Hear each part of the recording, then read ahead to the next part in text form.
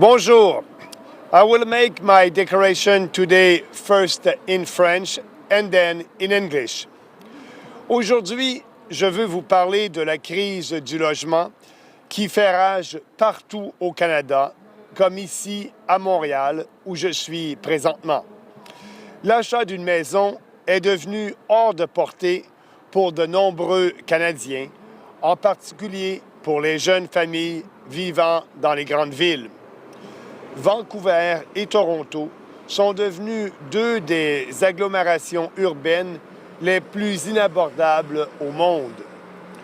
Au cours des dernières décennies, le gouvernement fédéral a manipulé les critères financiers pour que les acheteurs puissent plus facilement se qualifier pour les prêts et l'assurance hypothécaire. Il a accordé aussi des allégements aussi fiscaux aux premiers acheteurs de maisons neuves et financé des logements sociaux. Il a dépensé des milliards de dollars et créé divers programmes bureaucratiques pour supposément rendre le logement plus abordable. Tout ça n'a rien donné, absolument rien, aucun résultat. Au contraire, la crise du logement n'arrête pas d'empirer d'année en année. On sait pourtant exactement quelle est la cause fondamentale du problème. Eh bien, c'est l'immigration de masse. Sous le gouvernement Trudeau, la population du Canada a connu son taux de croissance le plus élevé depuis les années 50. Uniquement en 2023, le Canada a ouvert ses portes à près d'1,3 million d'étrangers. Cela représente la totalité de la population de la province de la Saskatchewan et on estime en plus que 2,7 millions de résidents non permanents vivaient au Canada en janvier 2024.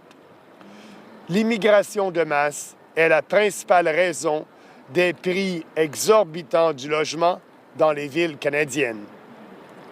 Environ 40% des immigrants au Canada finissent par s'établir dans seulement deux villes, Toronto et Vancouver, où la pénurie du logement est la plus aiguë. Mais la demande déborde maintenant partout, y compris dans les petites villes et villages ruraux du Canada.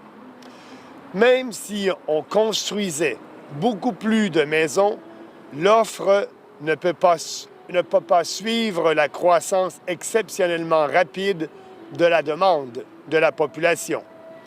C'est l'économie 101. Il faut être complètement idiot pour ne pas comprendre que l'offre et la demande est la cause principale, la demande qui n'est pas capable de parvenir à rencontrer l'offre, on n'est pas capable de réduire le problème de l'immigration de masse. Mais tout l'establishment politique et médiatique a refusé de le reconnaître, et ce, jusqu'à tout récemment, parce que ce n'était pas politiquement correct de remettre en question le consensus en faveur de toujours plus d'immigration. Le Parti populaire parle de cela depuis sa fondation il y a plus de 6 ans. On nous a, à ce moment-là, traités de racistes et de xénophobes. Aujourd'hui, tout le monde est forcé de reconnaître que nous avions raison.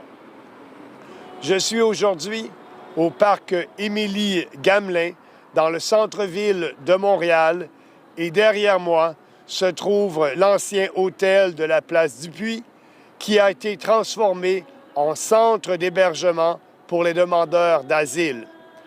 On le sait, le gouvernement Trudeau a littéralement ouvert les portes aux réfugiés du monde entier pendant des dizaines de réfugiés sont venus illégalement au Canada et sont entrés ici par le chemin Roxham. Pendant que les Canadiens sont incapables de trouver des logements abordables, Les gouvernements dépensent des centaines de dollars chaque jour pour loger, nourrir et offrir des services aux demandeurs d'asile d'Afrique, d'Asie et d'Amérique latine, logés à nos frais dans des hôtels comme celle derrière moi. C'est complètement inacceptable. C'est le monde à l'envers. Le gouvernement canadien devrait travailler pour nous, les Canadiens, pas pour les étrangers. Les libéraux et les conservateurs n'offrent aucune solution concrète pour régler ce problème. Les deux partis proposent de continuer à accepter des centaines de milliers d'immigrants, des travailleurs et des étudiants étrangers, et aussi des demandeurs d'asile chaque année. Les deux partis proposent de forcer les villes à changer leur règlement de zonage pour densifier les quartiers résidentiels. Concrètement, ça veut dire transformer les quartiers agréables et tranquilles avec des cours arrière où les enfants peuvent jouer pour construire à la place des immeubles à logement qui accueilleront le plus d'immigrants possible. Les deux partis proposent de nous endetter davantage à coût de milliards de dollars pour subventionner la construction de maisons. Ils ne veulent pas construire plus de maisons pour aider les Canadiens. Ils veulent construire plus de maisons pour faire en sorte de pouvoir accueillir plus d'étrangers au Canada. Autant les conservateurs de Poilievre que les libéraux de Carney veulent détruire notre qualité de vie pour plaire aux lobbies ethniques qui demandent toujours plus d'immigration. Et ils veulent aussi plaire aux lobbies du monde des affaires qui veulent plus de main-d'œuvre à bon marché. Le Parti populaire va régler la crise du logement de la façon la plus simple et la plus efficace possible, tout simplement en imposant un moratoire complet sur l'immigration pendant autant d'années qu'il sera nécessaire pour régler cette crise.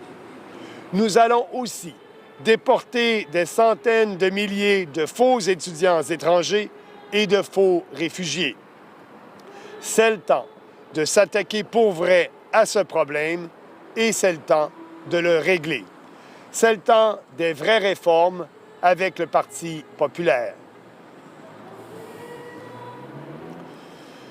I will now make my statement in English.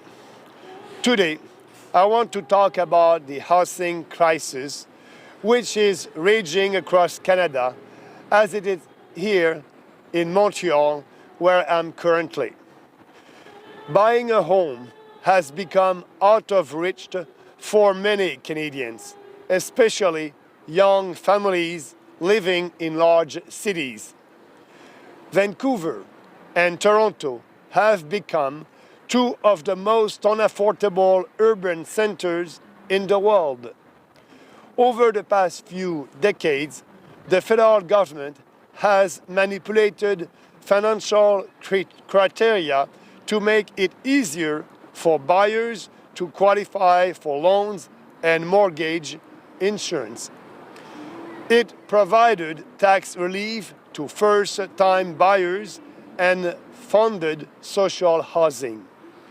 It spent billions of dollars and created various bureaucratic programs to supposedly make housing more affordable. It has not worked at all. It didn't work.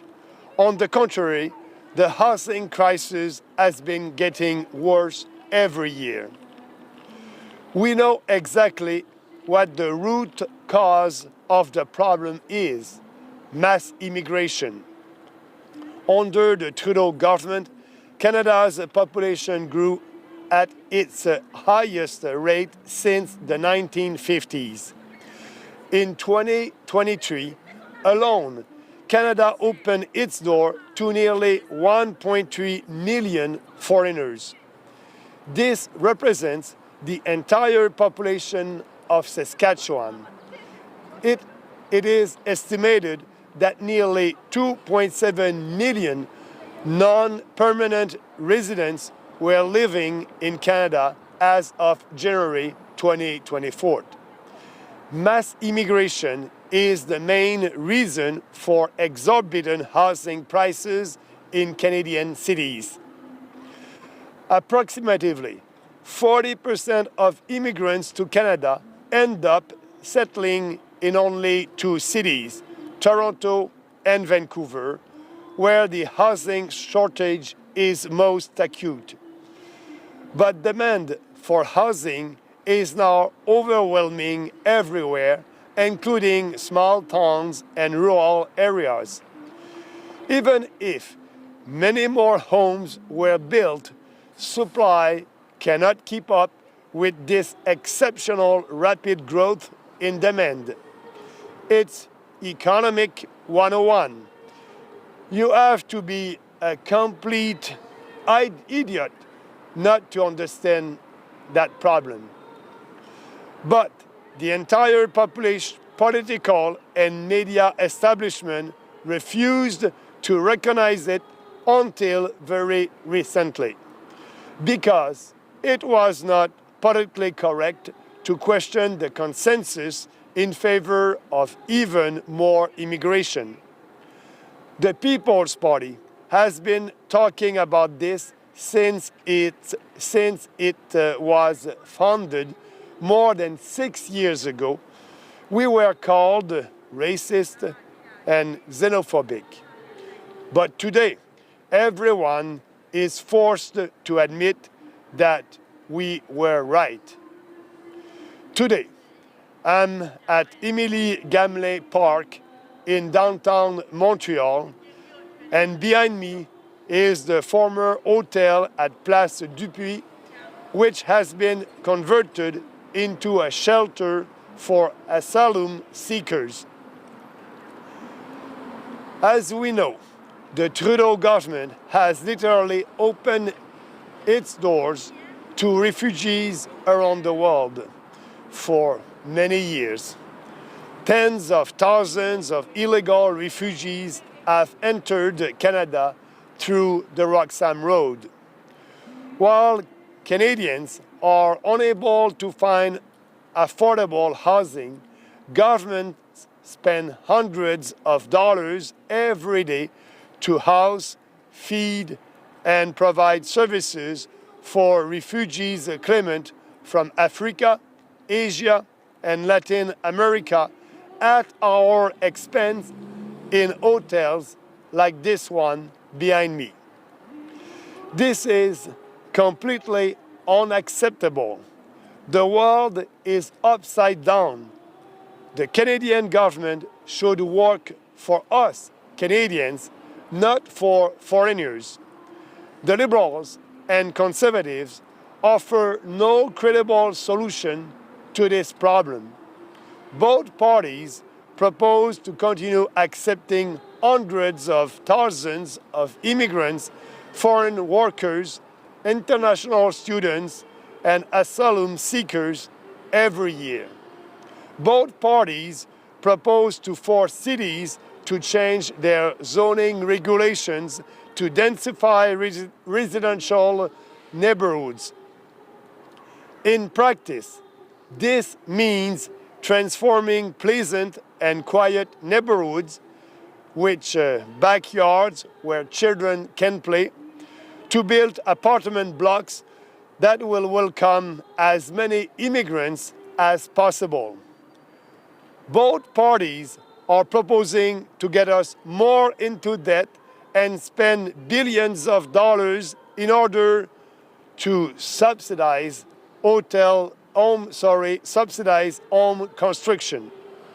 They don't want to build more houses to help Canadians. They want to build more houses so that they can accommodate more foreigners in Canada. Both the Conservative of Polyev and the Liberals of Carney want to destroy our quality of life to pander to ethnic lobbies that ask for more immigration.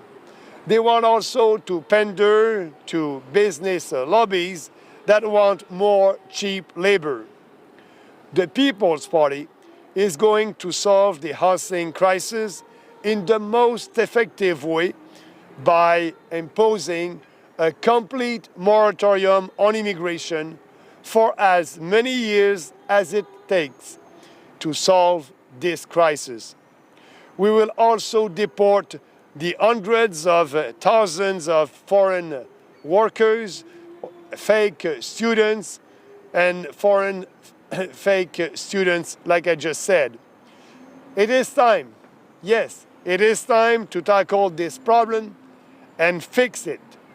It is time for real reforms. It is time for reform with the People's Party. Thank you.